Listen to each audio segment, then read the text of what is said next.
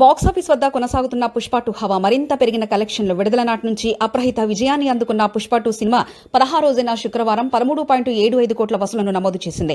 ప్రముఖ ట్రాకింగ్ సంస్థ శాక్నిల్ కథనం ప్రకారం హిందీ వర్షన్లో 11 కోట్లు, తెలుగు వర్షన్లో 2.4 కోట్లు, తమిళంలో 30 లక్షలు, కన్నడలో 3 లక్షలు, మలయాళంలో 2 లక్షలు వసూలు చేసినట్లు తెలుస్తుంది.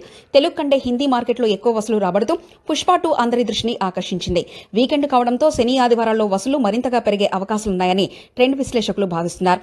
ఇప్పటికే దేశవ్యాప్తంగా 1000 కోట్ల మార్కును అధిగమించిన తొలి భారతీయ చిత్రంగా రికార్డు సృష్టించిన ఈ సినిమా ప్రపంచవ్యాప్తంగా 1400 కోట్లకు పైగా వసూలు చేసి ప్రేక్షకుల్ని మంత్రముగ్ధులు చేస్తుంది.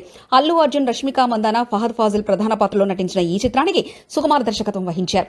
సునీల్, అనసూయ కీలక పాత్రలో అలరించగా సినిమాలోని కథనమే కాకుండా సంగీతం, విజువల్ ట్రీట్ ప్రేక్షకుల్ని థియేటర్లను ప్రధాన కారకాలుగా నిలిచాయి.